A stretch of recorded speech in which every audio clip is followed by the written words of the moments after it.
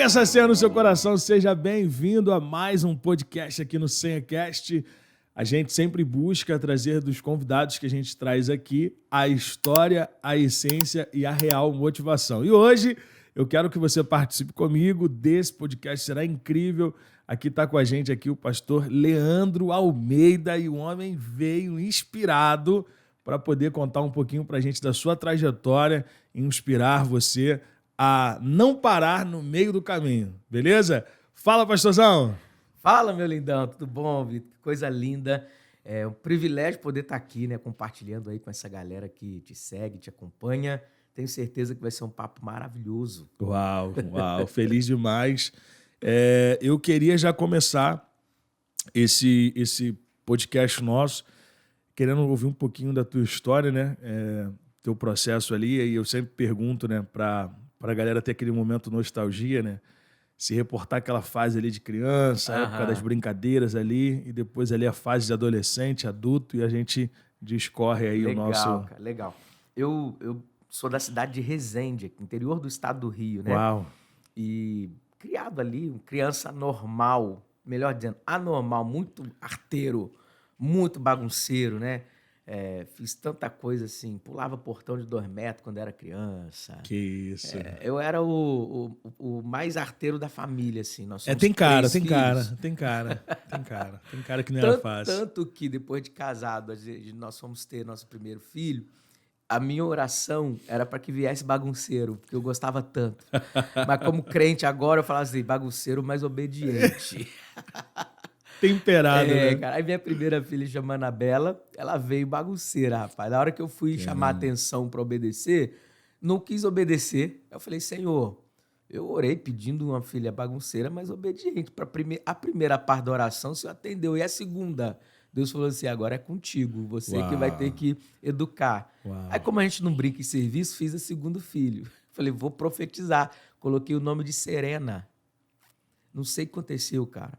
Esse dia, eu estava em pecado, houve um ruído entre a terra e o céu, os céus devem ter entendido sirene, irmão, porque veio daquele jeito. Caramba, cara, que Aí 3 anos atrás veio o Levi para apaziguar a situação, Levi bem tranquilo e tal. Então, eu sempre fui essa criança, assim, sonhadora, sabe? Eu me lembro, cara, assim, de me pegar deitado às vezes, quando criança, sonhando coisas que eu às vezes nunca tinha vivido, nunca tive perto assim, né?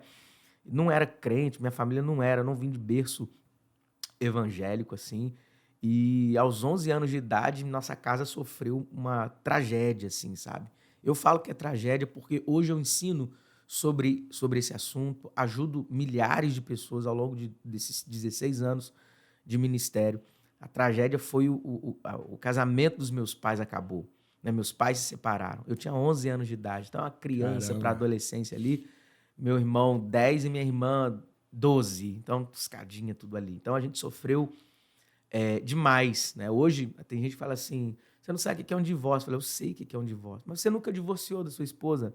Mas eu participei de um divórcio que foi, assim, terrível. Porque o casamento dos meus pais era maravilhoso. Nunca vi meus pais brigando, gritando. Não tinha nada para acontecer aquilo, mas meu pai decidiu trair minha mãe e aí vivemos toda essa tragédia, assim, sabe? E não tínhamos Jesus na nossa vida, então você pensa, foi algo terrível. Eu lembro da minha mãe chorando no canto de casa por uma semana, literalmente inteira, e nós jogados, assim, aos cuidados dos vizinhos. Os vizinhos Caramba. É que iam levar comida pra gente, né? Eu lembro que eu, criança, a gente nem sabia direito o que estava acontecendo e fui para a rua brincar com os amigos.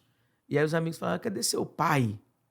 Olha a resposta, né, de uma criança.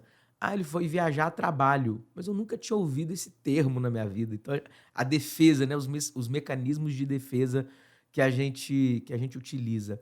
E aí depois eu vi minha mãe arregaçando a manga mesmo, trabalhando para criar nós três filhos sozinhos. E minha mãe, uma guerreira, assim, Dona Leandra. Dona Leandra, uma guerreira demais, ensinando para nós valores sem nunca ter tido acesso a eles, sabe, assim? Mas dizendo o que é certo, o que é errado. ó, vocês vão ter que estudar, vocês vão ter que ralar, vocês vão ter que ser alguém, vocês vão ter que crescer na vida sem fazer nada de errado, né? E aí, aos 14 anos, 13 anos, eu começo a aprender a tocar violão. Eu era na igreja católica, perto da minha casa. Aos 14 anos, eu começo a tocar na noite. Rodava aqui, ó, Nova Iguaçu, aqui Rio Sampa, Caramba. né? Vários lugares aqui no Rio de Janeiro e Resende também. A gente rodava tocando. Dos 14 anos aos 18 anos, eu fui músico profissional tocando na noite, né? Nem dá para imaginar o que eu tocava, né? Tocava pagode, Rio de Janeiro, né? Então a gente tocava pagode aí no Rio todo, viajava e tal. Enfim, aos 18 anos, eu lembro que pouco antes, tem um tio nosso, tio Joãozinho, irmão da minha mãe, que foi morar com a gente, né? Morava com a gente. E meu tio foi para a igreja. Daqui a pouco, a minha irmã foi para a igreja. Daqui a pouco, meu irmão foi para a igreja. Eu lembro, minha irmã colocava diante do trono, eu tirava e colocava sorriso maroto. Sai para lá, crente. Eu odiava crente. Mas eu odiava mesmo, assim, não queria saber, né? Enfim. E aí, meu tio, minha irmã, meu irmão, sempre jogando, lançando aquela semente, né? Lançando aquela semente, eu não queria saber. Eu, na noite, tocava de quinta a domingo, quinta a domingo, quinta a domingo. E eu lembro que todo domingo acontecia algo inusitado nas minhas saídas para tocar. Eu estava indo e tinha um vizinho nosso, de uma outra rua, chamado Gilberto, tocava teclado. Ele estava sempre voltando da igreja. Eu saindo para tocar pagode, ele voltando da igreja. Ele me olhava e falava assim: Leandro, Deus tem uma obra na tua vida. Falei, valeu, Gilberto, Deus te abençoe, tchau, tchau. Enfim, só cumprimentava. Todo domingo eu ouvia essa pregação dele. Todo domingo a pregação dele para mim era: Leandro, Deus tem uma obra na sua vida. Todo domingo, mas por meses, o que eu ouvia era: Deus tem uma obra na sua vida. Eu indo tocar, o Gilberto voltando da igreja, e em casa, meus irmãos, meu tio falando, né? E tal, aquela coisa toda. Até que eles me respeitavam bastante, né? Não eram chatos assim, mas eu nunca me via fazendo o que eles estavam fazendo, nunca me via na igreja, assim, na vida da igreja. Chegou um dia, eu fui tocar e nessa semana não tinha evento no sábado. Não tinha evento no sábado, mas tinha na sexta-feira. E aí, eu chego de madrugada na sexta-feira e minha irmã estava acordada. E aí eu falei para ela assim: vai ter culto na sua igreja amanhã? Perdão, eu durmo, acordo no sábado, meio-dia, e a primeira pergunta que eu faço para ela é: vai ter culto na sua igreja hoje? Sábado? Ela falou assim: olha, não é dia de culto, não, mas por incrível que pareça, hoje está tendo congresso de jovens. Uau. Aí eu viro para ela e falo assim: então você me espera que eu vou buscar minha namorada e eu vou junto. Mas foi de repente isso? Cara, assim... Ou sentiu alguma coisa? Nem eu sabia o que eu estava falando direito, irmão. Uau. Depois, e eu sempre fui assim, sabe? Aquele empurrãozinho do Espírito Santo? Hoje eu entendo, Sim. Foi completamente o trabalho do Espírito Santo. Eu, assim, depois que eu falei com a minha irmã, vou buscar minha namorada, a gente vai junto. Eu, assim, cara, eu não gosto de crente. Eu não gosto desse negócio de igreja. Por que é que eu falei para ela que eu vou? Mas eu sempre fui assim: se eu falo, eu faço. Desde criança, falava, fazia. E aí eu falei: cara, mas já falei, agora ela vai estar me esperando e tudo mais. Chego na casa da minha namorada, que hoje é minha esposa, e viro para ela e falo assim: ó, eu fiz uma besteira. Ela falou: o que você fez? Eu falei para minha irmã que a gente ia hoje na igreja dela. O quê? Igreja? A gente, igreja. Eu falei: só que eu já falei. Então acho que a gente tem que ir, pelo menos só para eu cumprir minha palavra. E eu fui nesse dia. Assim, cheguei lá e não queria prestar atenção em nada, mas eu me deparo com música. E eu, músico, eu fui reparar as pessoas tocando. Então, olhando ali o louvor, né, fazendo e tal, tudo. E eu falando: ó, que legal, o batera toca muito e tal. Só assim, né? O pastor Mário Sérgio, nunca mais ouvi falar. E ele é do Rio de Janeiro aqui.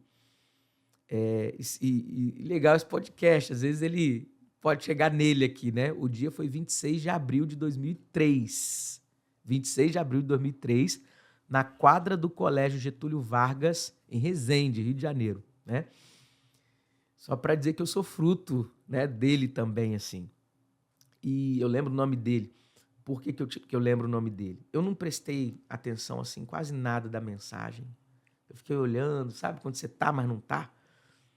E aí, ele fez o apelo no final. Quem quiser entregar a vida para Jesus.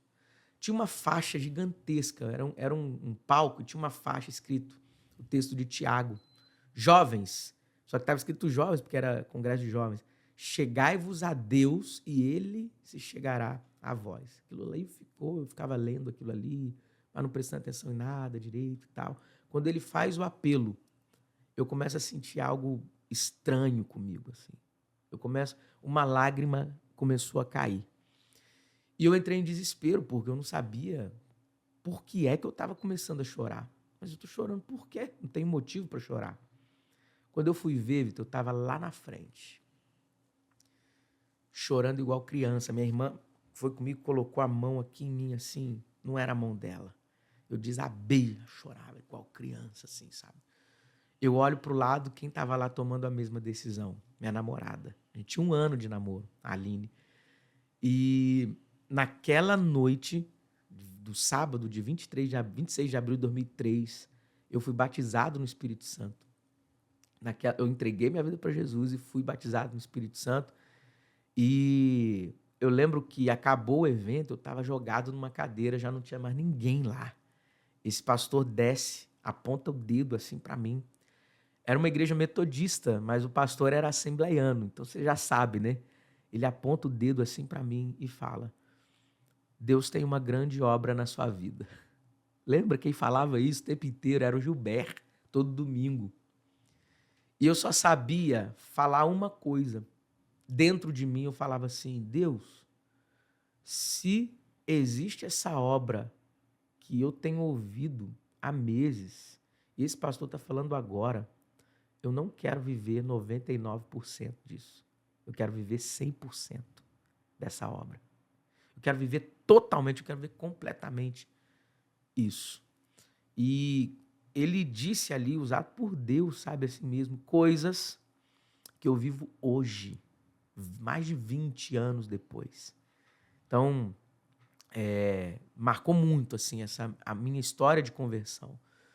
E aí, quando eu consegui falar alguma coisa, a primeira coisa que eu falei com esse pastor foi o seguinte: olha, amanhã tem um show, eu sou músico, eu toco, mas eu não sei o que está acontecendo dentro de mim, eu não quero mais fazer isso. Ninguém me falou nada sobre música secular, música cristã, ninguém nunca tinha me falado nada, eu não tinha acesso a evangeliquez, essas coisas, não tinha nenhum acesso.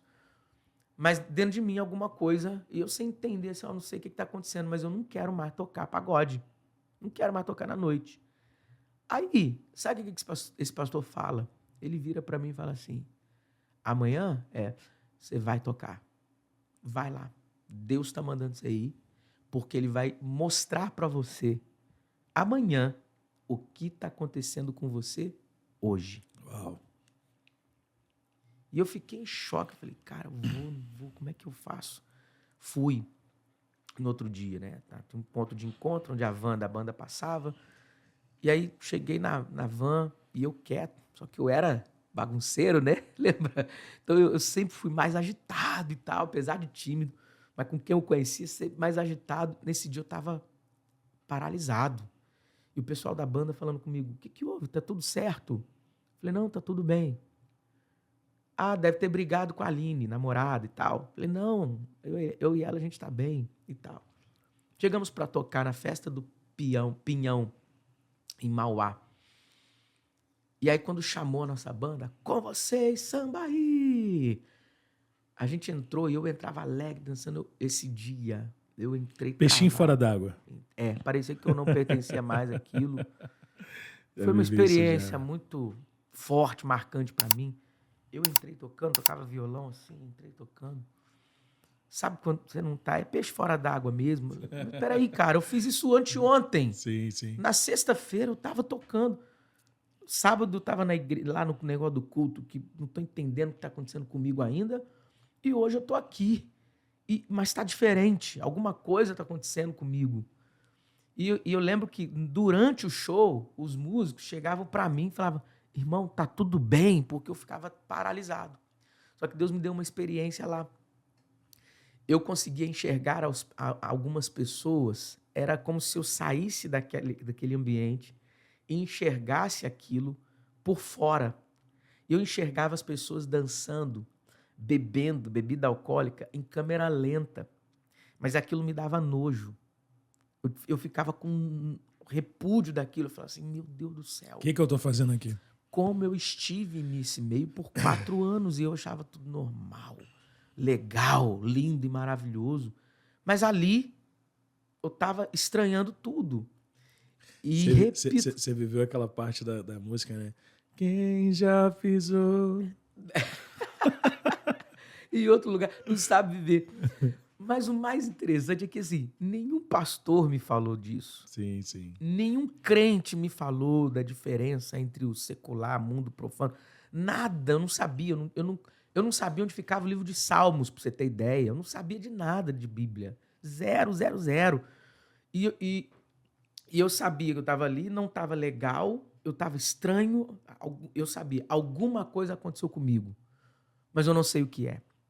Termina o show, um dos componentes da banda vem até mim, num lugar que eu estava isolado assim, ele falou assim, cara, você está diferente.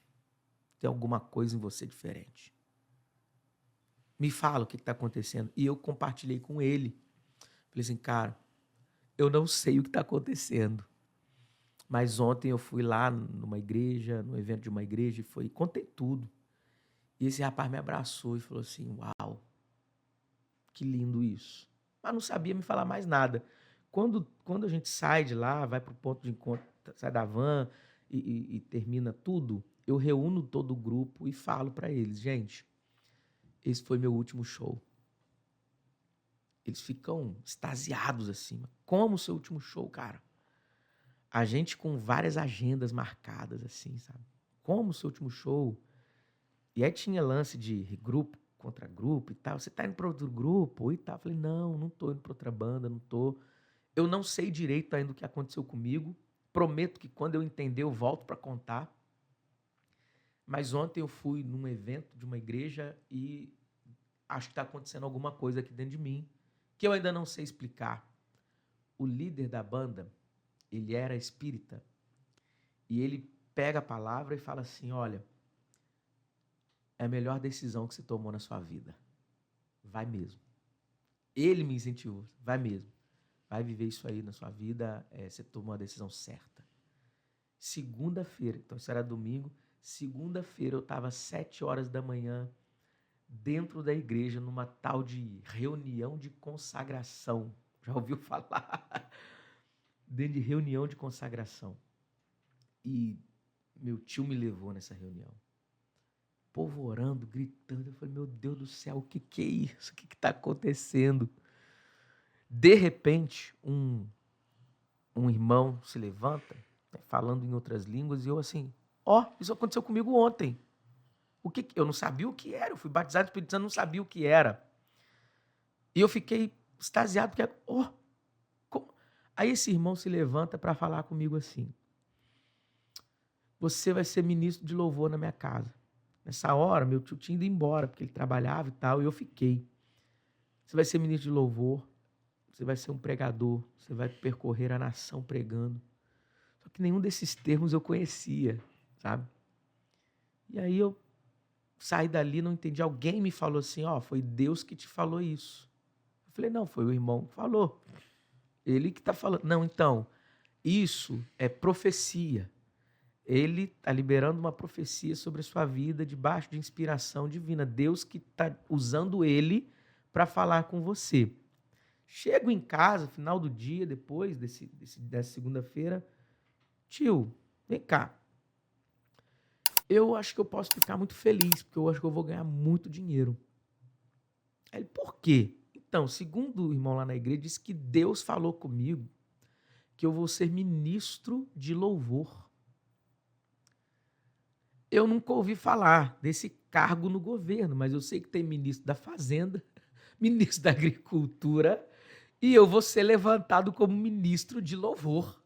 Olha a minha ignorância evangélica.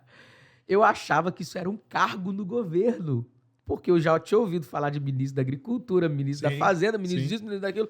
Ministro de louvor, para mim, era mais um. Ele riu demais, assim, não. Isso, ministro de louvor não é um cargo no governo. Ministro de louvor é alguém que mexe com música na igreja. Eu falei, mas como é que ele sabe que eu mexo com música? Ele não sabe, mas Deus sabe. Então, olha só, eu comecei assim, né? Aí eu lembro do Nick, ele mora até em Nova Iguaçu. O Nick ia lá em casa todo dia. Nicolas, o nome dele. A gente chamava ele de Nick. Todos os dias. Ele me deu minha primeira Bíblia, capa azul assim. Tenho até hoje, ela tá sem capa, mas eu tenho. E ele falava todos os dias de Davi comigo. Todos os dias falando de Davi. Davi era um homem segundo o coração de Deus. Davi tocava harpa. Davi era isso aqui. Davi escreveu os salmos. Davi. E ali eu fui caminhando, sabe? Fui caminhando. Ele me ensinou a tocar a primeira música, né? Do Ministério Nova Jerusalém, né? Pastor Samuel, pastora Denise, que hoje são meus amigos. Olha que coisa interessante, né? Assim, e ali começou minha jornada na vida da igreja. 3 meses depois, eu já estava no louvor da igreja. 1 ano depois, eu era líder do louvor. Mais 2 anos se passaram, eu estava largando tudo em Resende, indo para Belo Horizonte para fazer seminário, porque Deus tinha me chamado para fazer isso. Largo tudo, eu trabalhava numa multinacional em Resende, Volkswagen, e eu fui pedir para ser mandado embora. O chefe não entendeu, ninguém entendeu, porque era uma empresa de fato muito boa, um salário muito bom, uma carreira maravilhosa pela frente. Estava fazendo a faculdade dos meus sonhos, sistemas de informação, terminando, e largo tudo isso para ir para Belo Horizonte para fazer seminário lá, o Carisma, né, na Lagoinha de Belo Horizonte, sem conhecer muito também de Lagoinha, das coisas que tinham lá. Minha vida, desde o início, foi marcada por muita experiência com Deus, sabe? E até hoje eu não abro mão de direção de Deus para poder fazer as coisas. Até hoje eu não abro mão. E assim, o prazo disso foi quanto tempo, mais ou menos assim? Desde quando você foi àquele culto para esse estágio que você está contando 3 agora? anos. 3 anos. Caramba, muito rápido, cara. 3 anos. Muito rápido. 3 meses depois da minha conversão, estava no louvor. 1 ano depois da minha conversão, eu era líder de louvor. 3 anos depois da minha conversão, eu estava em Belo Horizonte fazendo seminário. Vivendo muito intensamente, né? Vivendo intensamente. E eu fui, assim, para... eu vejo muito, assim... Deus disse para Abraão, assim, sai da tua terra, da tua parentela e vai para um lugar para onde eu vou te mostrar. Eu aprendi com essa trajetória que nós não precisamos conhecer a estrada toda. A gente precisa conhecer só o próximo passo. Se a gente conhecer a estrada toda, a gente não dá conta de assimilar tudo isso e a gente desiste facilmente. Quem me conhece desde o início da minha conversão até hoje viu como foi assim algo que Deus foi fazendo uma constante crescente ao longo dessa jornada. Mas se Deus me falasse que hoje eu estaria vivendo o que estou vivendo, eu daria risada, entendeu? Eu daria risada. Eu era o cara do violão que ficava atrás. Eu não era o cara da frente. Eu não era o cara que ficava olhando, conversando com as pessoas.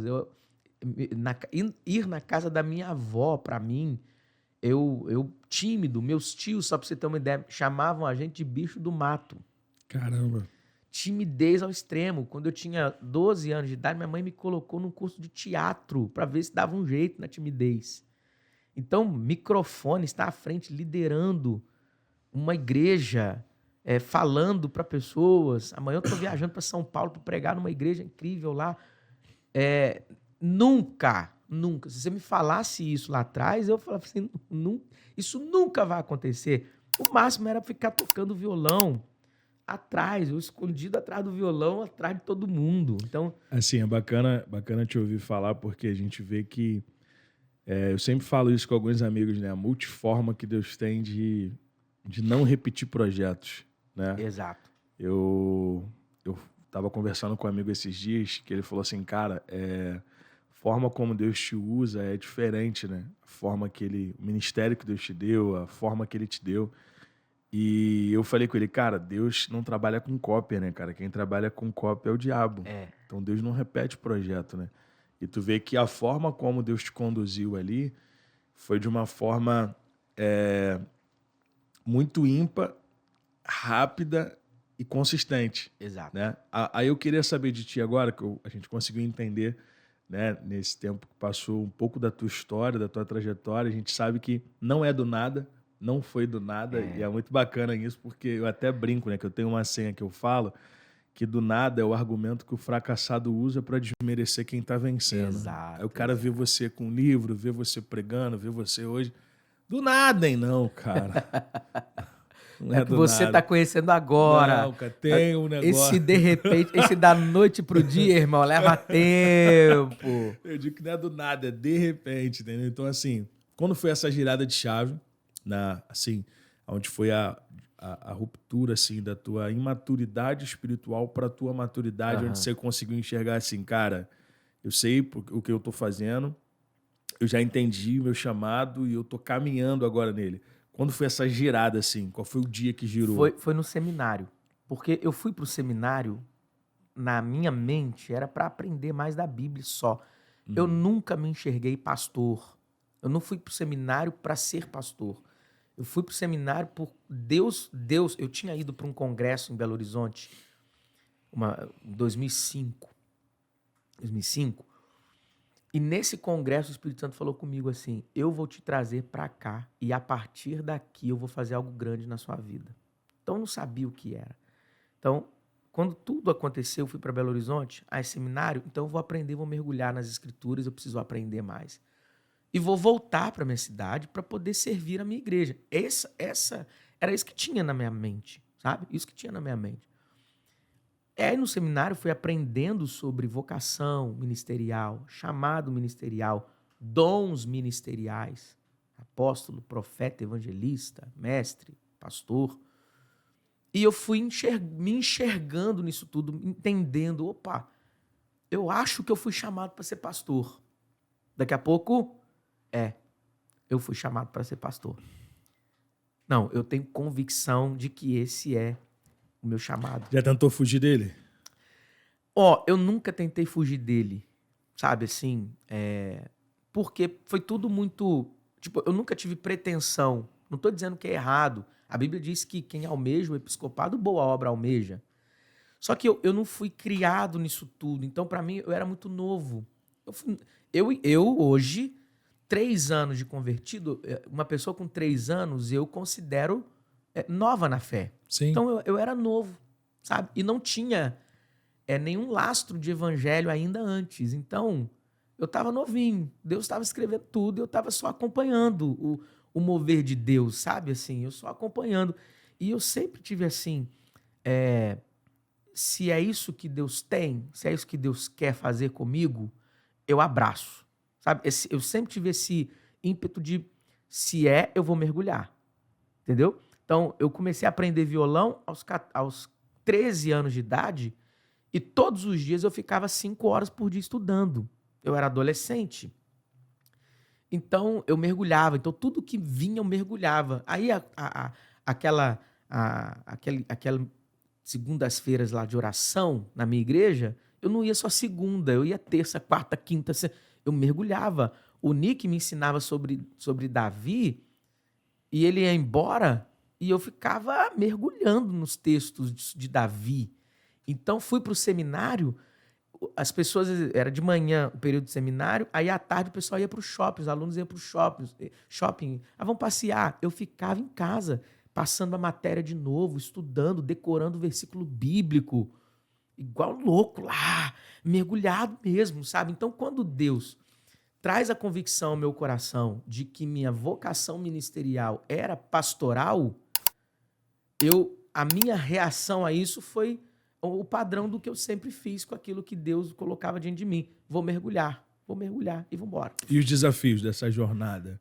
Desafios que eu digo com o sistema, desafio com lidar com pessoas, porque assim, eu acho que o problema da fé não é lidar com o mundo espiritual, até porque o mundo espiritual, por mais estudioso que uma pessoa seja, ela vai conhecer sempre pouco disso, né? A gente tem muita gente fera. Eu conheço, por exemplo, o pastor Miqués, que é um mestre em batalha espiritual e tal. Sim. E mesmo conhecendo muito, a gente ainda conhece pouco, né? Porque o invisível ele é muito maior do que o visível. E tem muita coisa que a gente só vai saber na glória. É verdade. No mundo espiritual tem coisa verdade. que é só na glória. Mas o físico tá aí, né? O confronto, lidar com o ser humano, lidar com a traição, lidar com pessoas que não se agradam com o teu chamado, lidar com pessoas enciumadas, lidar com pessoas que muitas das vezes invalidam aquilo que Deus já validou. Como que foi essa tua jornada? Teve isso? Se teve, como você lidou? Porque a galera quer saber o como, entendeu? A galera do podcast quer saber como que você conseguiu.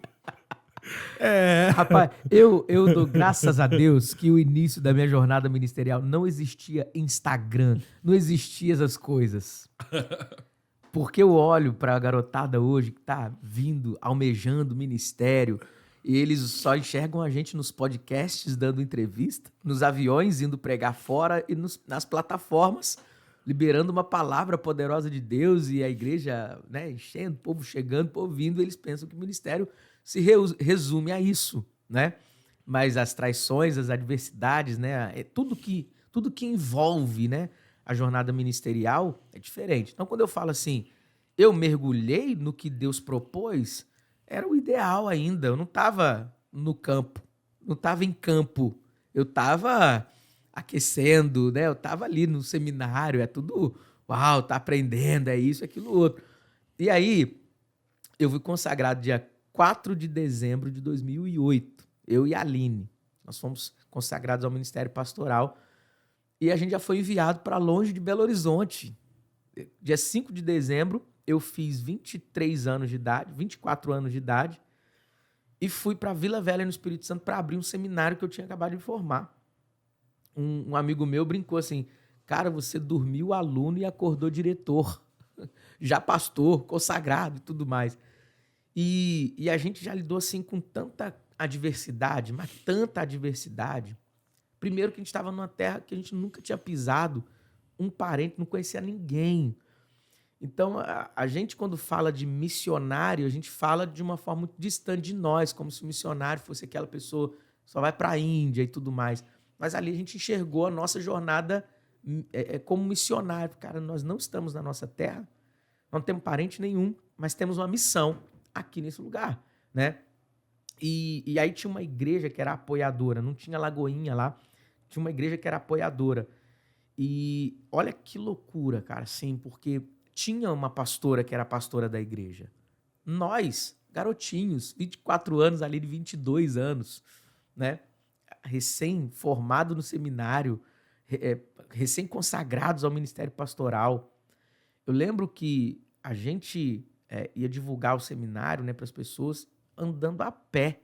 A gente não tinha carro, não tinha nada, a gente andava a pé, batia na porta das igrejas e falava, olha, eu sou Leandro, sou pastor da Lagoinha. Ah, mas não tem Lagoinha aqui. Lá de Belo Horizonte, mas eu tô aqui.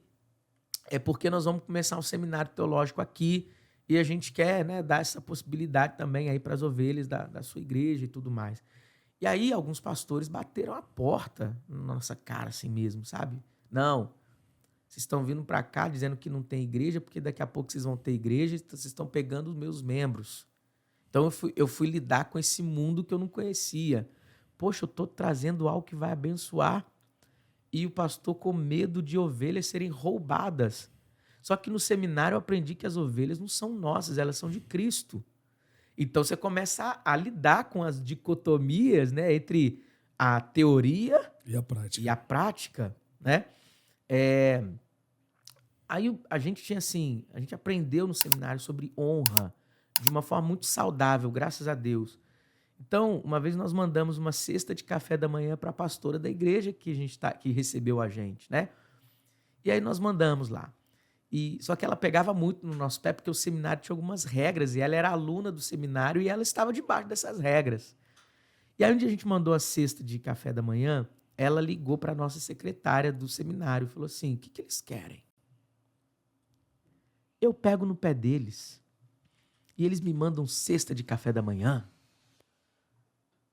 Qual é a pretensão desses dois aí? E aí isso chega até os nossos ouvidos e a gente assim, cara... Como? E... Eu tô começando o ministério, eu tô querendo agradar as pessoas, eu tô querendo honrar, eu tô praticando o que eu aprendi. E ela recebe desse jeito, como se fosse uma ameaça, como se fosse uma ofensa, né? E a gente ali, no seminário, tinha o diretor, ele andava, eu lembro dele andando de um lado para o outro, assim, na plataforma, ensinando. Nós somos trituradores de sapo, né? Esse negócio de, né?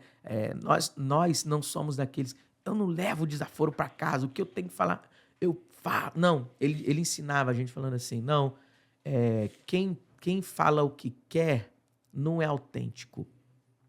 Isso é falta de inteligência. Isso em 2007 eu ouvindo isso. Uma pessoa inteligente mede as palavras para dizer. Pensa antes de dizer, né? Então, a gente, diante daquele cenário, como que a gente reagia? A gente virava um para o outro e falava assim, mozão, nós somos trituradores de sapo. Isso aí vai fazer parte da nossa história.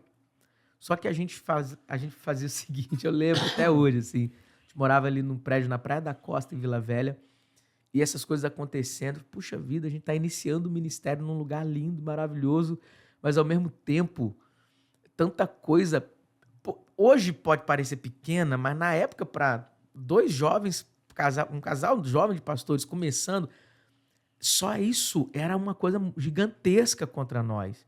Então a gente falou assim, nós vamos vencer isso na oração. A gente acordava às 6 horas da manhã, né? Levantava da cama, dava a mão um para o outro e a gente orava todos os dias. Vamos orar em línguas aqui, nós vamos fazer isso aqui, nós vamos orar e tal. Essa afronta vai acabar, mas não acabava a afronta, sabe? Isso vai terminar. Só que eu entendi que a oração, ela não acabava a afronta, mas ela fortalecia a gente para passar por tudo aquilo. A oração não cessava a afronta, porque, na verdade, a afronta nos ajudava a amadurecer. Naquele tempo, a gente viveu isso de forma intensa. E como isso amadureceu? Nós não tínhamos para onde ir. A gente não tinha para onde correr. Desistir não era uma opção se a gente tinha convicção do chamado divino. A gente tinha convicção de que Deus nos colocou naquele lugar. Então, é muito interessante porque, e eu falo sobre isso, decisões, nós vamos tomar decisões o tempo inteiro na vida. Tudo na vida passa pela nossa decisão. Mas você tem duas formas de tomar uma decisão. Com dúvida ou com convicção. Quando você toma uma decisão em meio à dúvida, isso é muito perigoso, porque você pode tomar a decisão certa, mas o primeiro vento que vier lá na frente, você vai colocar em xeque a decisão que você tomou. Porque você tomou na dúvida. Será que eu vou desse jeito mesmo? Agora, quando você toma uma decisão com convicção, pode estremecer. O vento pode soprar. O barco pode ser fustigado pelas ondas. Você sabe que Jesus está na popa do barco. Você sabe que ele está com você. Você sabe que isso vai passar e você vai sair mais forte do outro lado. Eu tenho convicção de que era para a gente estar aqui. Eu e a Aline, a gente orando, sabe assim? Nós temos convicção de que nós obedecemos ao chamado do Senhor. É para a gente estar aqui. Então, isso não vai paralisar a gente. Então, nada paralisa aqueles que tomam decisões baseando-se numa convicção plena dada por Deus, obviamente, né? Então, isso marcou a nossa vida, porque quando passou o tempo, depois de 2 anos, o pastor Márcio pediu para fechar tudo que era fora de Belo Horizonte e propôs para a gente voltar para Belo Horizonte.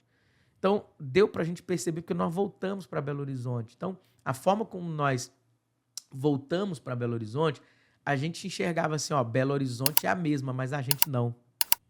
2 anos se passaram e nós construímos algo, a gente lidou com pessoas, a gente cuidou de pessoas, né? A gente viveu tudo isso, toda essa afronta, esses desafios. Eu nunca tinha aberto uma conta de empresa num banco, tive que aprender. Aí eu falei, pô, mas eu não sou chamado para ser pastor? É o romantismo que muita gente tem sobre a jornada ministerial. Quando você é colocado em campo, isso cai por terra. O chamado não é romântico, né? Ele não é romântico. Ele vai ser doloroso muitas vezes. A palavra é sangrento. Pois bem. Esses dias eu vi a imagem de um tubarão, e aí ele tava todo marcado assim, né? E aí o cara botou uma frase assim, pra você que acha que eu sou top, que eu sou forte, tá aí um pouquinho do porquê. Então, assim, essas coisas que acontecem com a gente, eu gosto muito da história de José, né? Eu também. E aí, debruçando ali na história de José ali, Deus me deu uma revelação muito, muito interessante, que José não merecia, mas precisava. Ele não merecia passar por nada do que ele passou, mas ele precisava pelo governo aonde ele estaria. E aí, essa jornada dele, né, a gente percebe que em nenhum momento ele se comporta como vítima. Uhum. E ali Deus me fez entender que Deus não usa vítima, Deus usa pessoas curadas. O último estágio da cura, né, foi quando ele encontra os irmãos e ele dá aquele grito da alma. Sim. Ah, sou eu! Eu acredito que passou um filme na cabeça dele. Nesse filme, Deus ele fez ele entender de fato o que rolou. Uhum. Porque é muito interessante que os irmãos falam assim, caramba, a gente que fez você vir pra cá. Aí ele fala assim, não, Deus mandou eu vir primeiro. Não. Então, olha que coisa interessante. Porque jogaram numa cova, começou com isso. O governo de José começa ele sendo vendido pelos irmãos e por aí vai. Então a gente aprende, quanto mais tentam te jogar para as covas da vida e para as prisões, pensando estar te afastando do propósito de Deus para sua vida, na verdade, isso está te aproximando para o plano e o propósito de Deus, cara. Pega essa senha. Olha só, quando você está dentro do propósito de Deus, até quem se levanta para te atrapalhar te promove, entendeu? Exato. Só tem que estar na direção. Pastorzão, eu tô vendo que você tem uns livros aí, cara. A gente já chegando nesse momento aqui do nosso podcast, que é o momento que a gente vai bater um papo, né? E eu queria que você falasse um pouco, cara, desses livros, em qual momento, qual estação, dá um feedback pra gente aí desses livros. Aí. Eu gosto de contar história. Sou pastor, né? Eu gosto de contar as histórias. Quando eu tinha... meus pais se separaram, a gente morava no Pará, Marabá. Cidade de Marabá. Minha mãe volta com a gente para Resende. E aí eu encho o saco da minha mãe para me colocar no curso de informática. E ela me coloca no curso de informática. E aí eu chegava sempre mais cedo nesse curso de informática. Eu lembrei dessa história há pouco tempo. Eu tinha apagado da minha mente essa história. Eu lembro que eu chegava 1 hora antes. E aí o professor lá deixava eu usar o computador. E o que eu fazia no computador? Eu abria o Word, e começava a escrever. E ele me perguntava, o que você está fazendo? Olha o que o garotinho de 11 anos falava. Eu estou escrevendo um livro. Só que era tudo brincadeira. Eu começava a escrever histórias aleatórias ali, né? E depois de um tempo, assim, no dia do lançamento de um desses livros, eu lembrei dessa história. Falei, olha só, Deus já plantando uma semente lá atrás, né? Lá atrás. Então, depois que eu comecei a escrever, não parei mais, né? Não parei mais. Esse aqui foi o primeiro livro. Cadê? Mostra pra lá. Preciso Falar em Línguas. Uau! É resultado de um workshop que eu dei de 3 horas falando, né? E aí a pessoa, está falando aqui em off, a pessoa que estava no som gravou isso, eu transcrevi e lancei esse livro aqui, que tem abençoado milhares e milhares de pessoas, assim. É um livro muito prático, rápido, com uma linguagem muito fácil de entender. Quem lê esse livro chega para mim depois falando assim, pastor, parece que você está sentado comigo me explicando, parece que você está sentado me ensinando, né? Uau. Na verdade, que ler meus livros, porque eu escolhi fazer desse jeito. Não, não quero linguagem rebuscada, não quero linguagem difícil, eu quero que a pessoa compreenda, né? E aí eu tenho uma filha de 12 anos e ela lê meus livros assim. Então, se a Anabela entender, aí tá aprovado. Validou. Aí validou. E então ela pega para ler, enfim. Então é um livro muito, muito bom e ao mesmo tempo muito de instrução. Por quê? Se tem muita divergência de opinião quando se fala de batismo no Espírito Santo, né, de falar em outras línguas. Eu vim de um meio onde tinha assim um entendimento assim, será que eu posso ser batizado no Espírito Santo e não falar em línguas? Será que eu sou? Será que eu não sou? O falar em línguas, ele é o quê? É só uma evidência do batismo no Espírito Santo? Então, eu elucido muito aqui com base na palavra de Deus. E a gente vai perceber, Atos capítulo 1, final ali, Jesus está falando, né, Paulo escreve, Jesus está falando assim, vocês têm que ficar aqui em Jerusalém até que do alto, Lucas, na verdade, está escrevendo, até que do alto vocês sejam revestidos de poder. Aí, eles ficam em Jerusalém, até que do alto sejam revestidos. No capítulo 2 isso acontece. O Pentecostes, todo mundo conhece esse texto, né? E algo muito interessante porque alguns outros eventos vão acontecer após isso. Interessantíssimos. Você vai ver Atos capítulo 8, Atos capítulo 10, Atos capítulo 19. Você vai ver, por exemplo, Filipe pregando em Samaria, capítulo 8. E os discípulos ficaram sabendo em Jerusalém que Samaria havia recebido a palavra de Deus, ou seja, eles ouviram o evangelho e estão se convertendo. Só que a primeira preocupação dos discípulos foi, vamos lá, porque eles precisam ser cheios do Espírito Santo. Olha que coisa. Aí tem aquela coisa que acontece, o mágico, o ex-mágico, né? Que acompanhava Filipe, que é comprar o dom porque viu alguma coisa acontecendo. O que ele viu acontecendo, né? Então, os discípulos foram impor as mãos sobre aqueles primeiros cristãos para que eles recebessem o Espírito Santo. Por quê? Fazer a obra do ministério sem esse revestimento de poder é completamente diferente do que fazer com esse revestimento de poder. E aí, na Atos capítulo 10, Cornélio, um gentio, tá lá, tem aquela visão, Pedro tem uma visão, e Pedro chega na casa de Cornélio e começa a pregar o evangelho, falando a respeito do que Jesus estava fazendo. A Bíblia diz assim, de repente, caiu o Espírito Santo sobre os que estavam reunidos na casa de Cornélio. Os que foram com Pedro ficaram admirados, porque sobre os gentios também havia sido derramado o poder do Espírito Santo. Pois os ouviam falando em outras línguas e engrandecendo a Deus. Atos 19, Paulo chega em Éfeso para perguntar. Só que a pergunta, e faz umas perguntas logo que ele chega. E a pergunta que ele fala não é, quanto que está a arrecadação da igreja de Éfeso? Não. E aí, o horário do culto? Vocês estão começando o culto na hora, terminando na hora? Não. A primeira pergunta, vocês receberam o Espírito Santo quando creram? Eles respondem assim, quem é o Espírito Santo? Nós nunca ouvimos falar do Espírito Santo. É Paulo, mas vocês foram batizados com que batismo? Batismo de João, para arrependimento.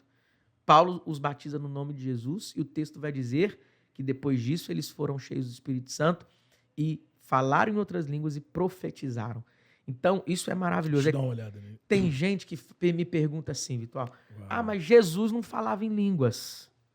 Tá, se Jesus disser que você vai fazer alguma coisa, mesmo que ele não tenha feito, você acredita? Você topa?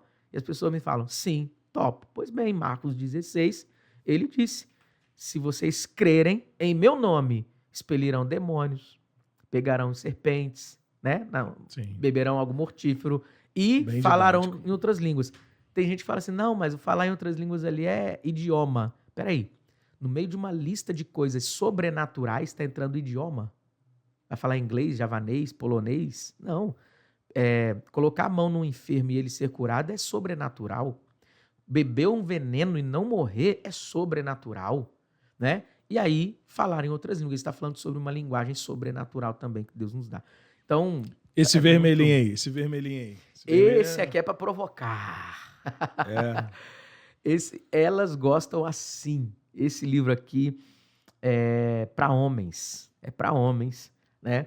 Eu falo sobre posicionamento nesse livro, falo sobre algo maravilhoso. Eu tenho uma história com a Aline, assim, muito forte nessa área, porque eu conquistei a minha esposa, né?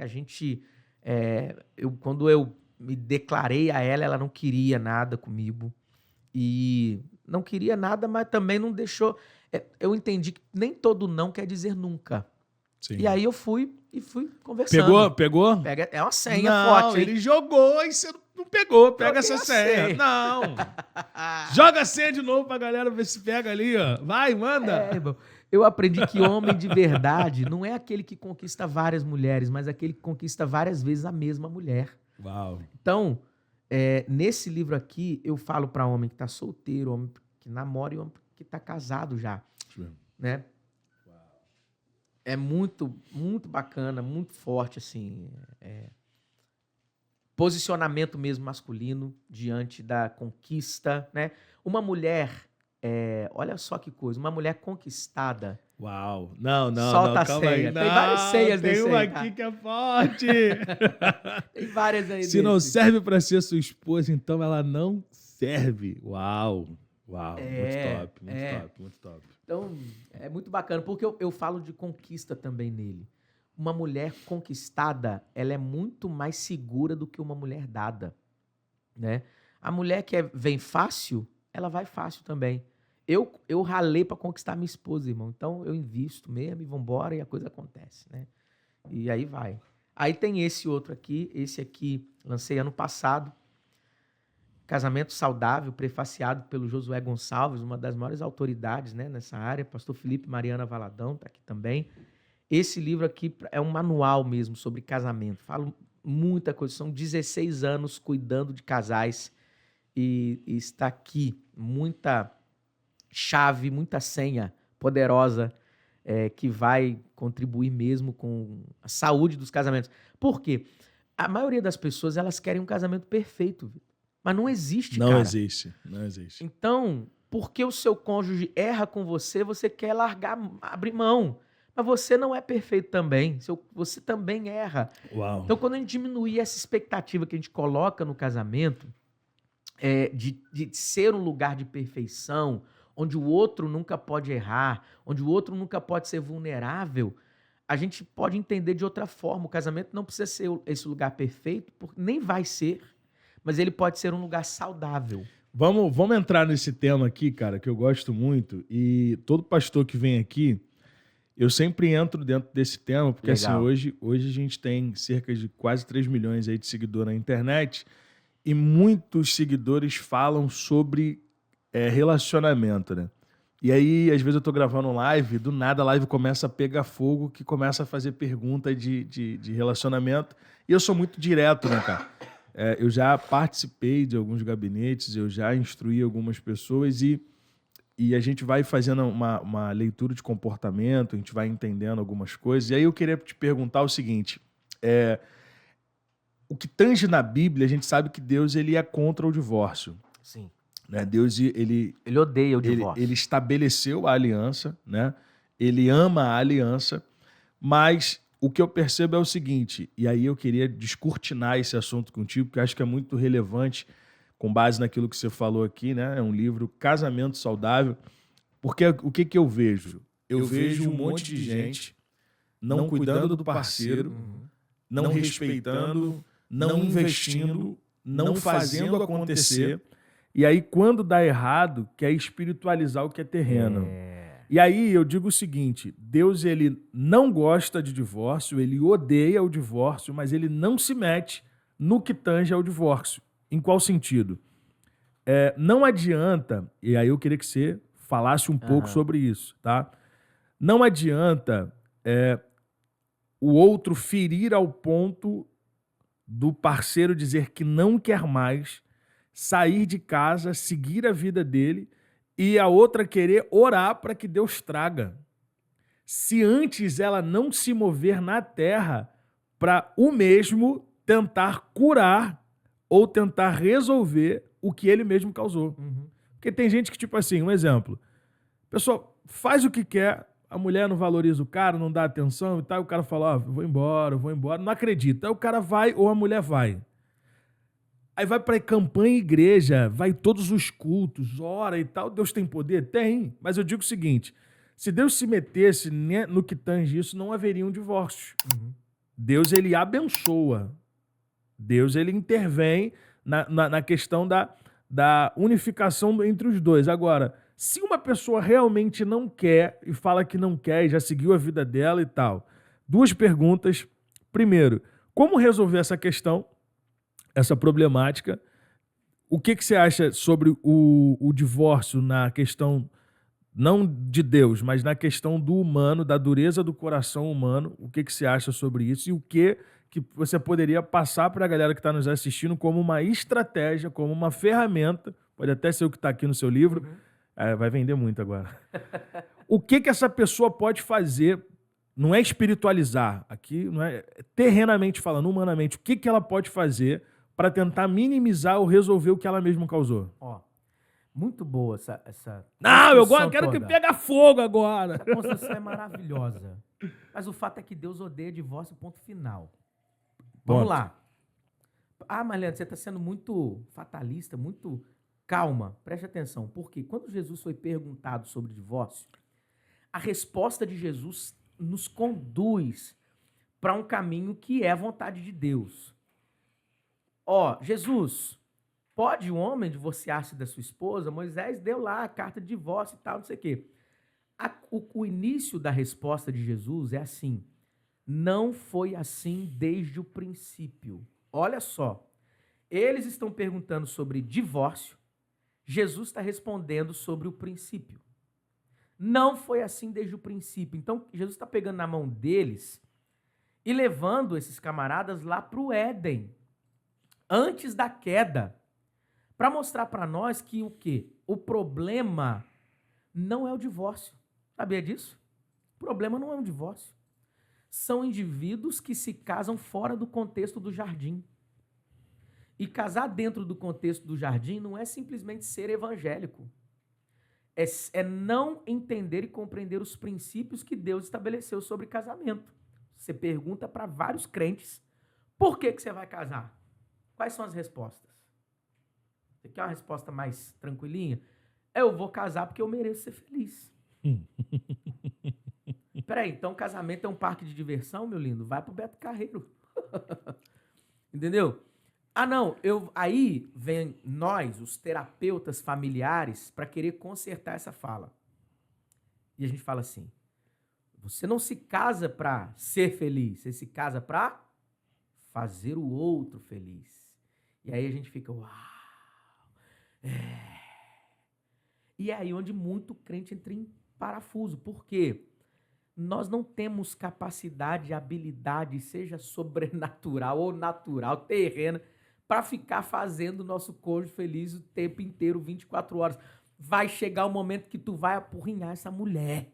Vai chegar o momento que essa mulher vai ser chata ali em algum momento. Vai acontecer algum momento. Então, peraí. Então, isso quer dizer que quando chegar esse momento eu estou desobrigado do casamento?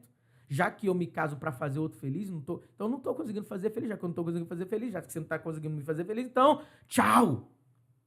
Então a gente entra numa questão muito superficial do casamento.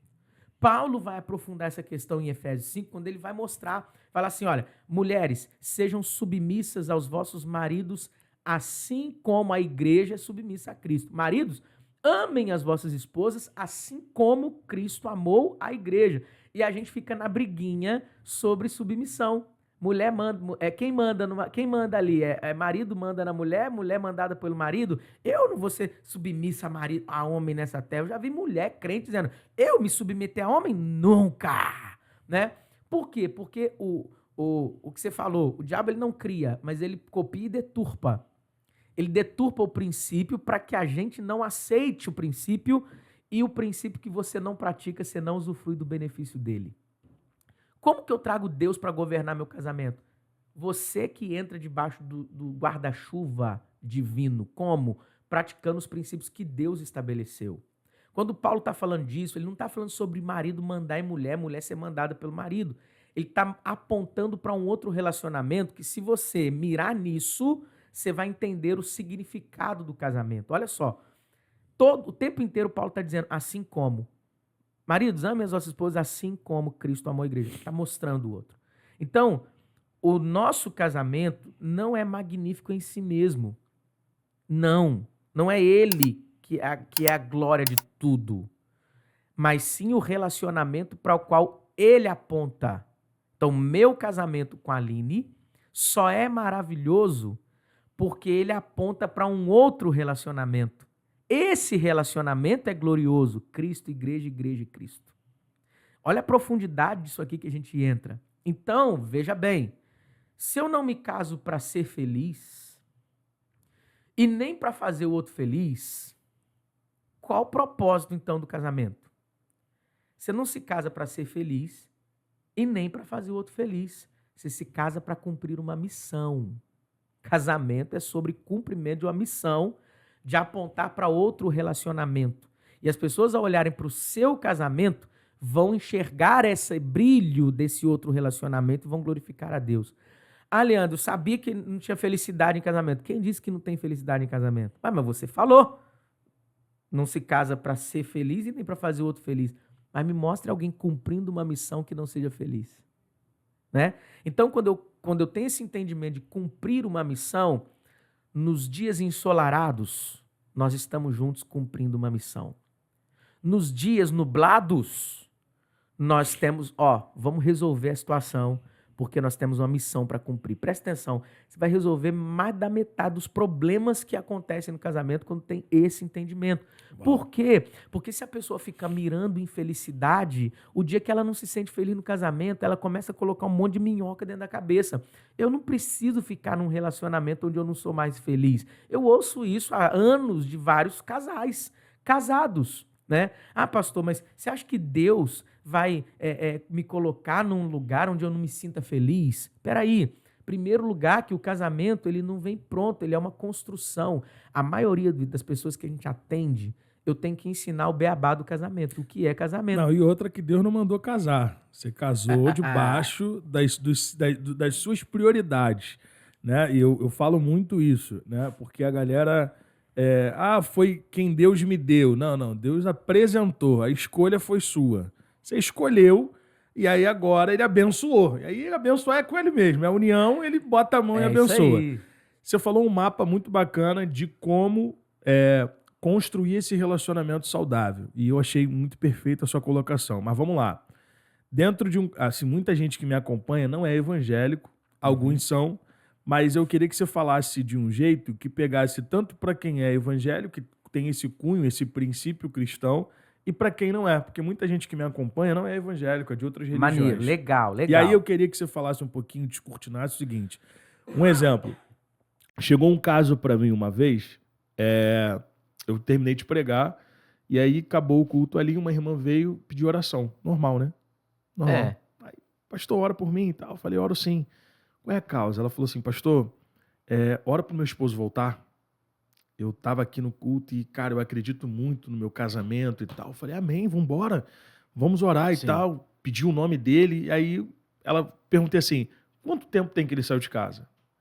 Ela falou, tem 30 anos. Meu Deus. E aí, falei, vamos orar.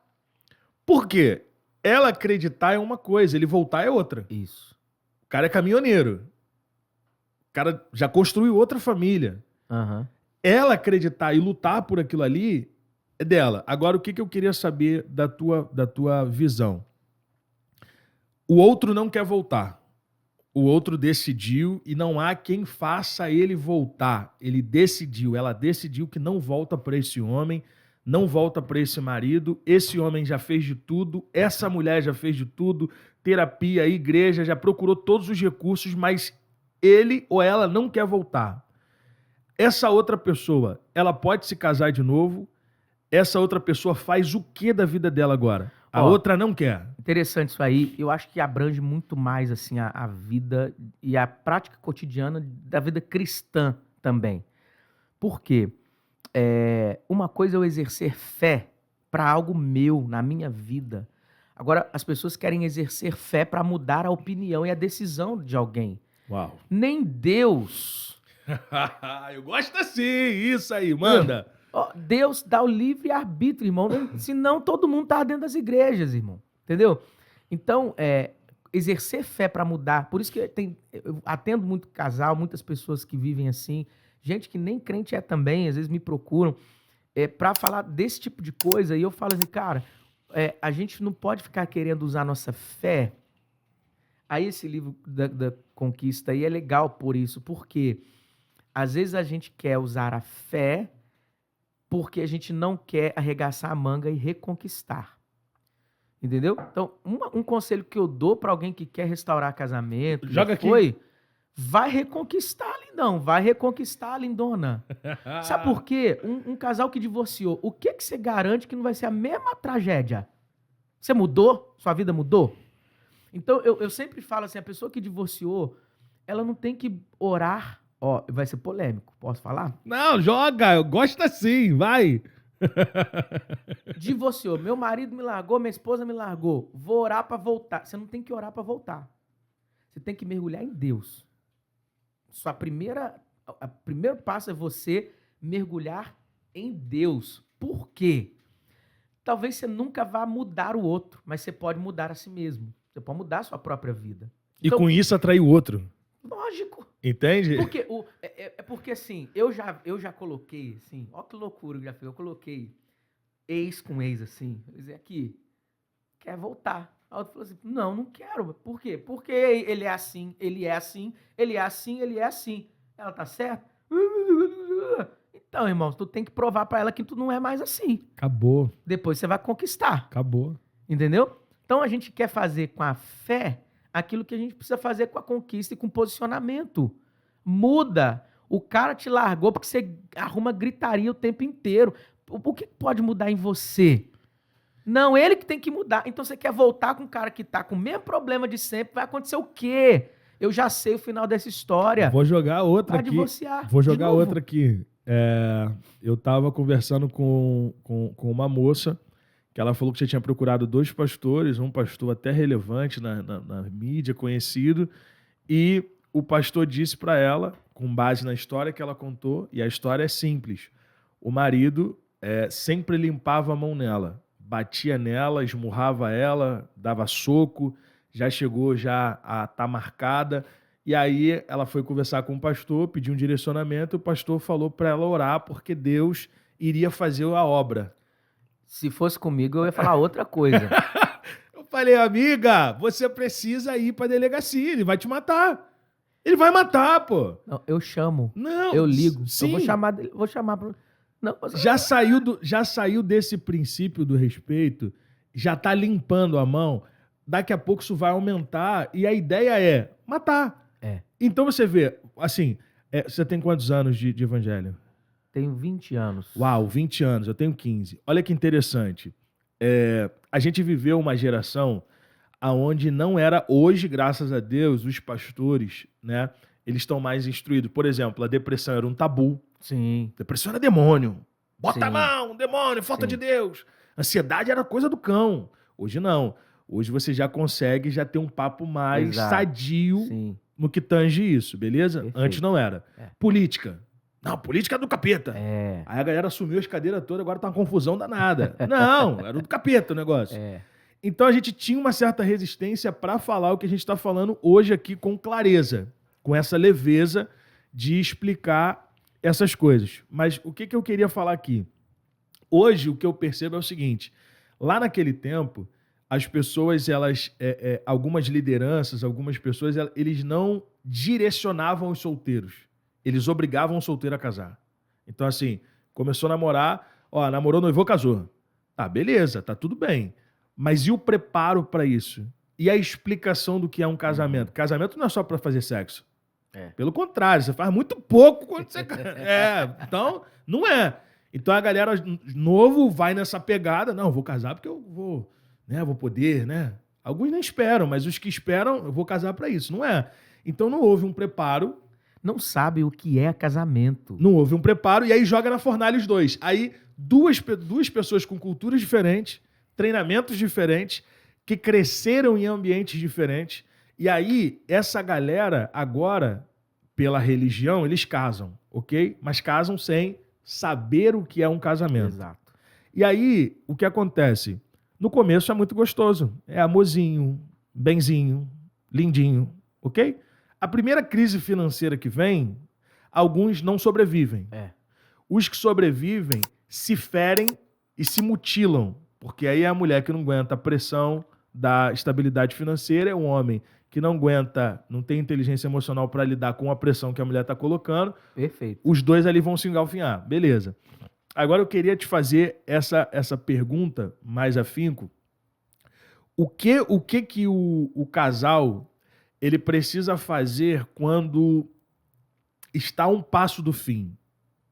O que você poderia falar para essa nossa audiência?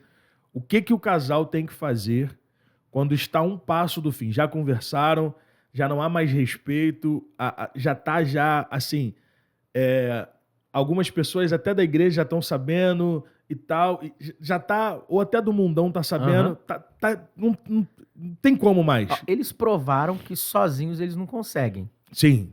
Provaram. Então, eu sempre oriento assim, corra para buscar ajuda. Só que é o seguinte, as pessoas procuram ajuda com as pessoas erradas. Tem que procurar ajuda com as pessoas certas.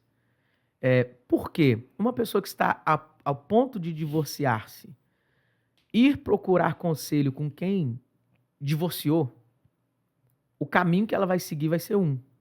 Ir procurar conselho com quem tem um casamento pautado na vontade divina, na palavra de Deus, venceu desafios e está saudável, vai tomar outro rumo. Então, eu já atendi casais assim, pastor, a gente quase separou porque a gente foi se aconselhar, a gente foi pegar conselho com uma pessoa que falou, se não tá dando certo, separa. Só que é simples, assim, é o caminho mais fácil. Sim. Veja bem, divórcio não é porta de saída, divórcio é porta de emergência, é saída de emergência. Uau. Quando que você usa uma saída de emergência? Quando o prédio tá pegando fogo. Quando, se ficar, vai morrer, vai acabar. Então, mas hoje, infelizmente, Vitor, assim, as pessoas, num sentido geral, fora e dentro da igreja, elas estão se divorciando por qualquer motivo, como era lá atrás. Sim, sim. Entendeu? Quando eles perguntam para ele, pode se divorciar por qualquer motivo? Naquela cultura era assim, se o marido não gostasse da comida da esposa, era só ele justificar o motivo e podia mandá-la embora. Ele só tinha que escrever, documentar, justificar o motivo e tudo era aceito, entendeu? Então, hoje em dia, as pessoas se separam. Uma jovem vem me procurar junto com um rapaz falando, estou separando dele. Por quê? Eu perguntei, por que você quer separar dele? Ai, pastor, já não está mais... ele é até legal. Ele é um bom marido, mas assim, eu quero outra coisa.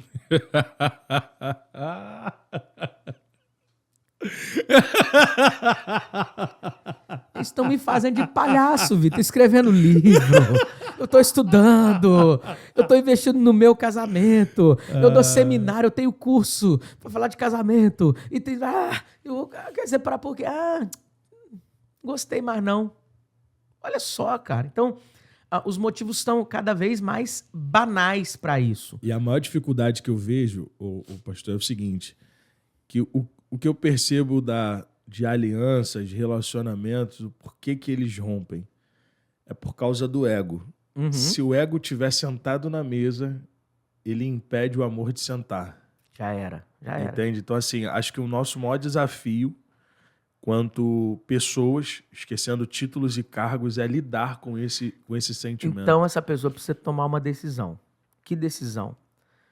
Nós precisamos tomar algumas decisões. Início de casamento, ou no meio do casamento, ou 30 anos de casado, independente se você é crente ou não, foi Deus quem estabeleceu o casamento e ponto final.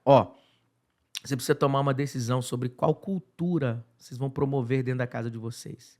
A cultura do eu ou a cultura do nós. Uau. Pega essa senha. Não, essa aqui agora foi o céu. O pergaminho desceu aqui na mesa agora. É porque casamento e ego, eles não se casam. Não. Não dá. Uau. Não Claro. dá. Mas aí é o seguinte, as pessoas, elas se...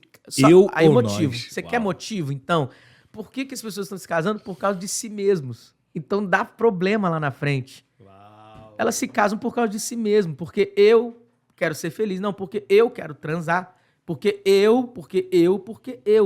Antigamente, lá atrás, antes da... Isso é a senha poderosa que tu liberou agora, tá?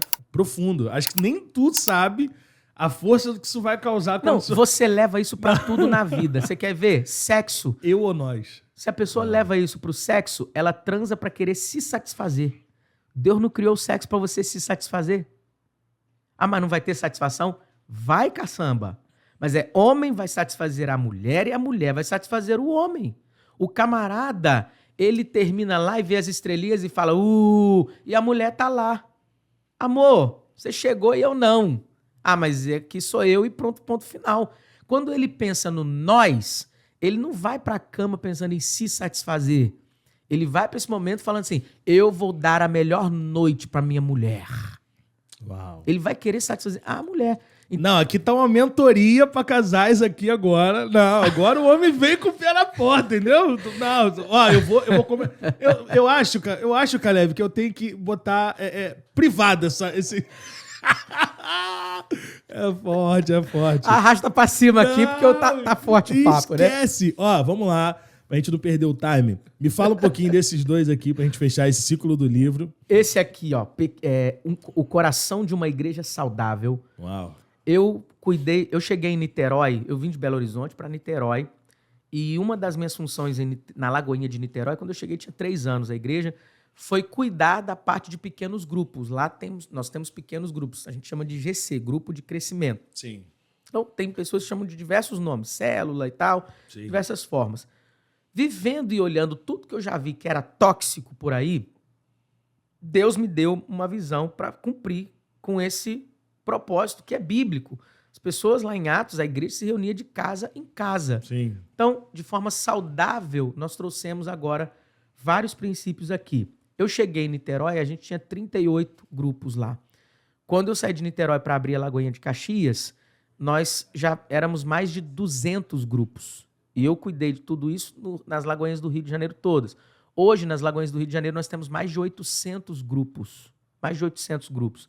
Então, tudo que está nesse livro aqui foi o que eu fiz para que a gente saísse, né, na Lagoinha de Niterói, de 38 para 200 grupos de crescimento.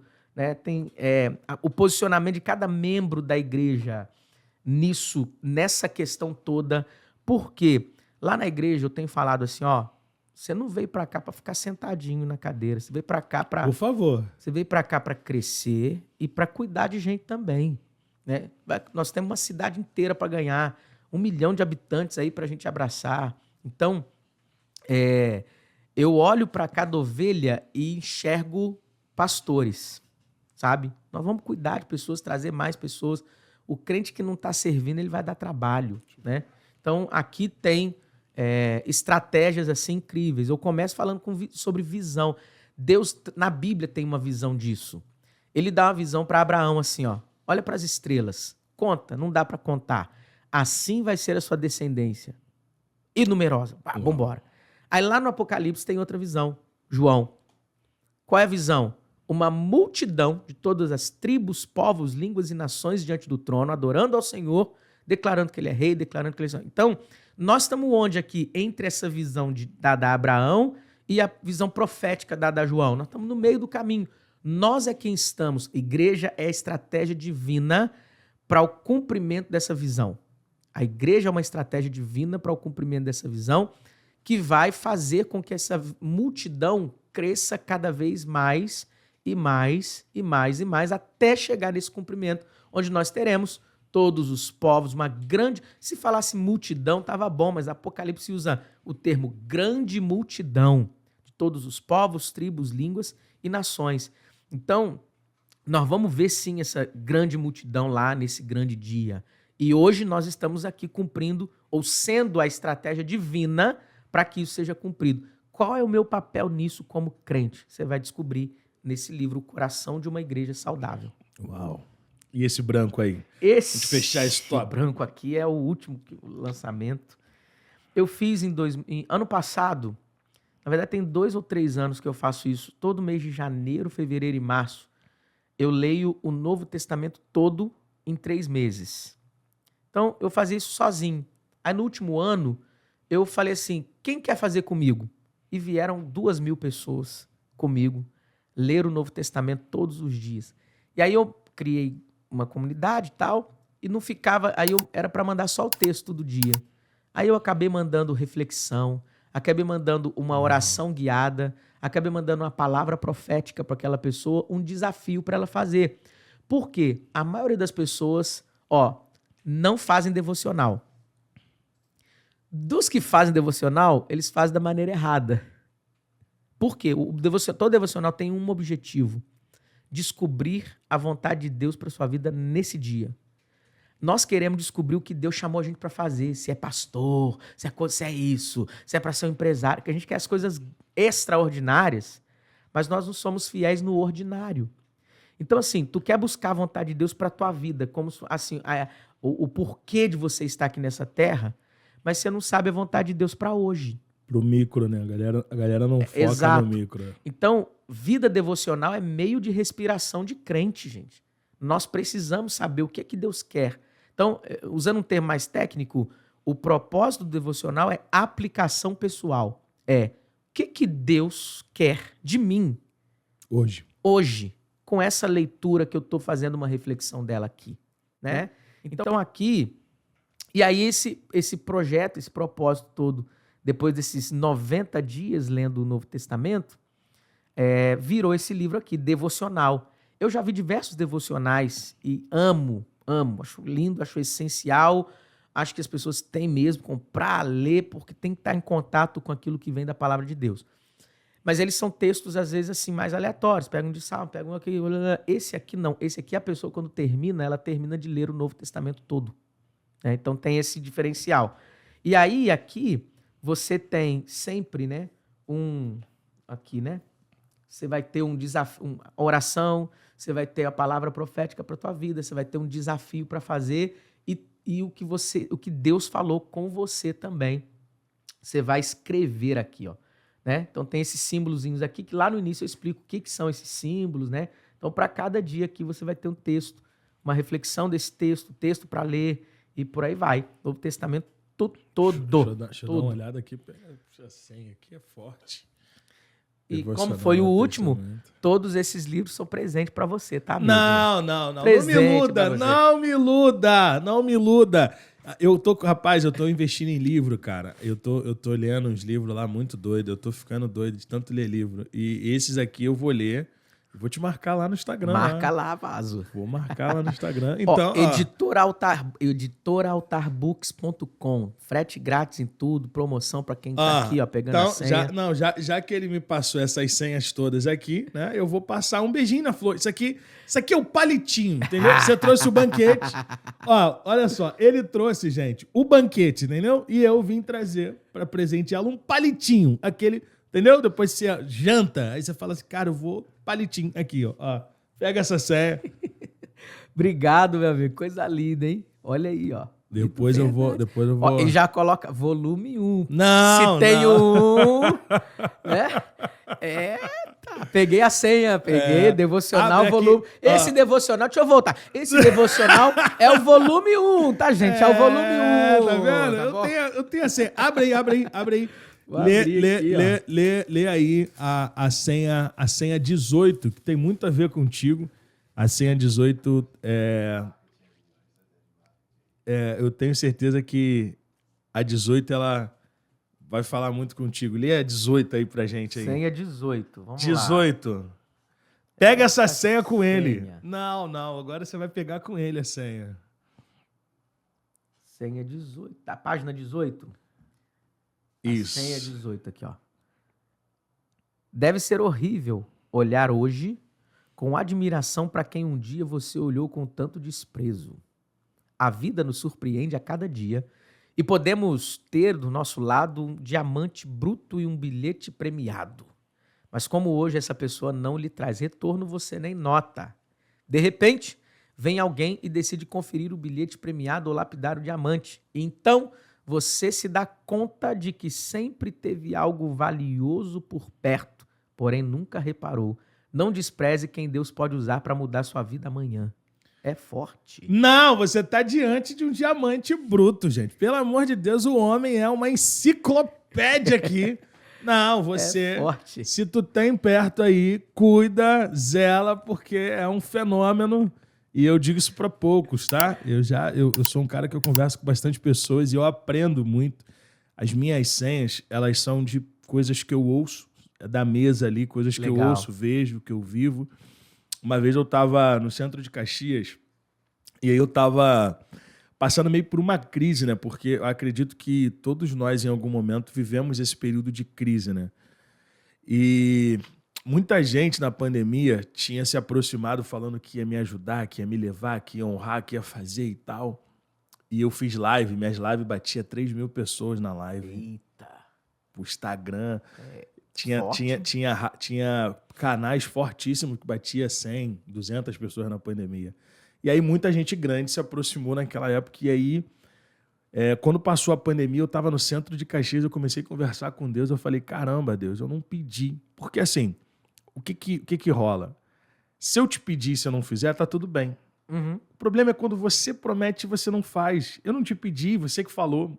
E a minha questão era essa com Deus. E aí, cara, eu olhando assim, no centro de Caxias, Deus me deu 2 senhas, eu vou passar essa senha aqui agora. Ele falou comigo assim, ó, se fui eu que te prometi, confia.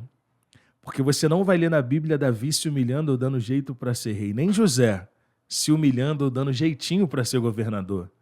Eu criei a situação. Vergonha não é você pedir, vergonha é você se sujeitar a fazer qualquer coisa para ver acontecer aquilo que eu já falei que vou fazer. Quando chegar a sua hora, eu vou fazer acontecer e pronto. Aí eu comecei a chorar. Aí nisso que eu tô chorando, eu olhei para uma árvore grandona que tem lá no centro de Caxias, na 25. Uhum. E quando eu olhei para a árvore, Deus falou comigo, filho, estão te tratando como uma árvore.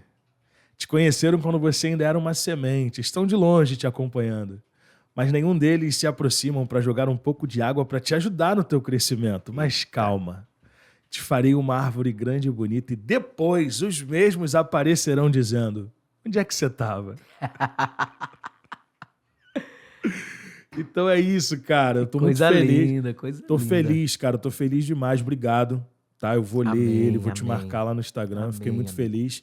E agora a gente chegou num momento muito top no nosso podcast, que são 3 etapas, tá? Etapas finais. Primeira etapa é abra o seu coração, tá bom? É uma coisa que a gente tem aqui no nosso podcast, que é abra o seu coração. A segunda é o nosso bate-volta, onde eu vou te fazer algumas perguntas e você, de bate-pronto, me responde. E a terceira é hora do confronto. Beleza? Forte. Bora. Vamos lá?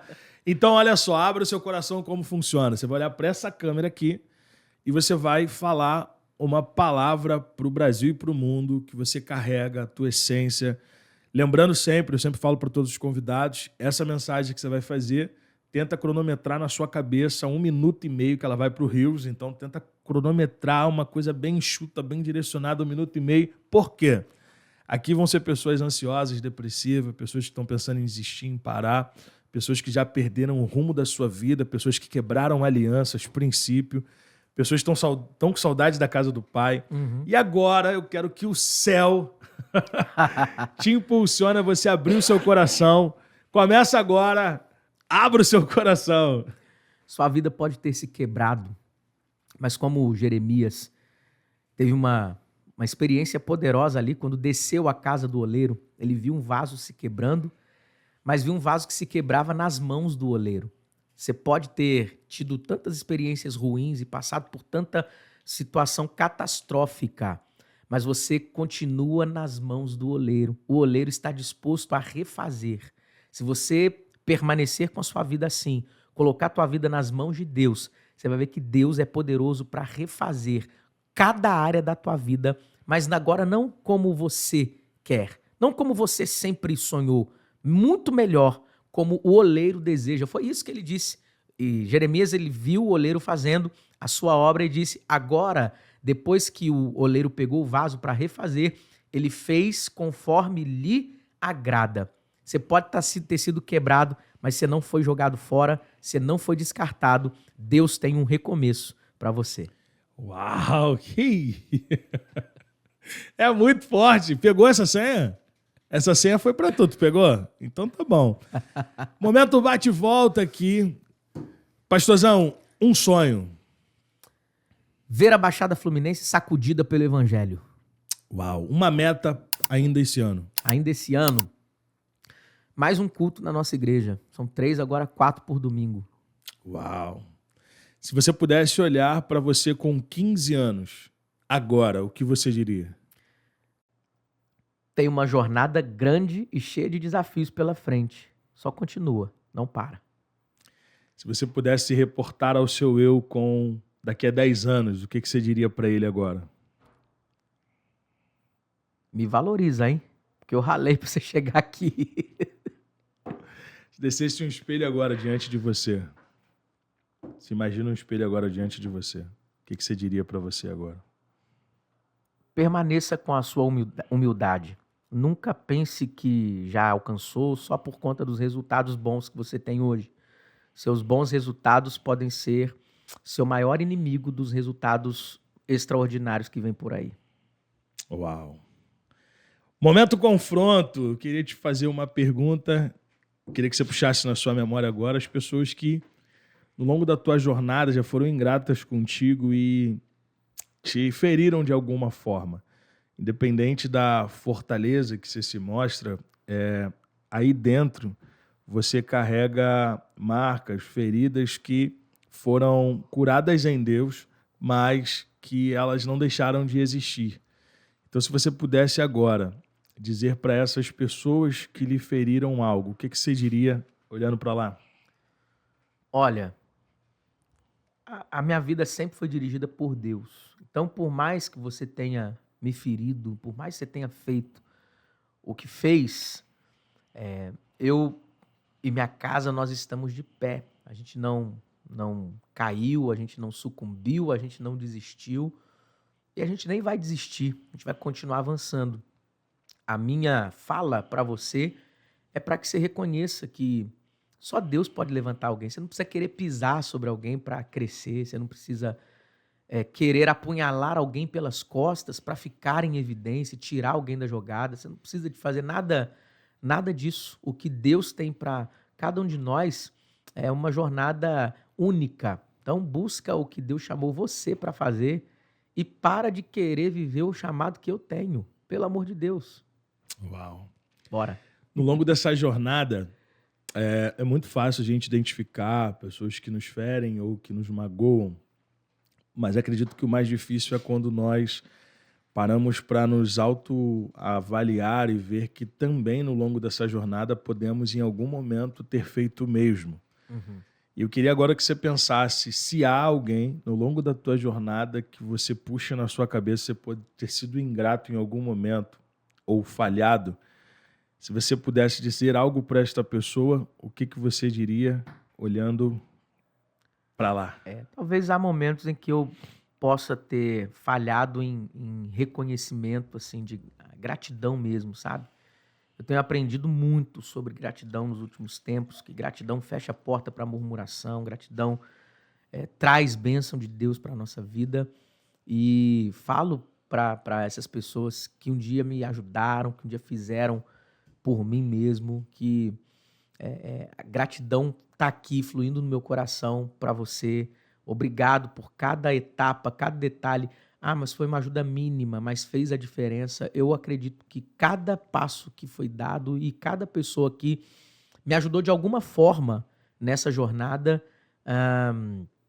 eu sou grato. Eu preciso manifestar gratidão pelo seu apoio, né? Independentemente do tamanho desse apoio, mas eu decido manifestar gratidão, sim. Muito obrigado por ter sido um braço nessa jornada, nessa caminhada. Que incrível, gente. Isso é nobre. Esse momento confronto é um momento que algumas pessoas travam. Rapaz.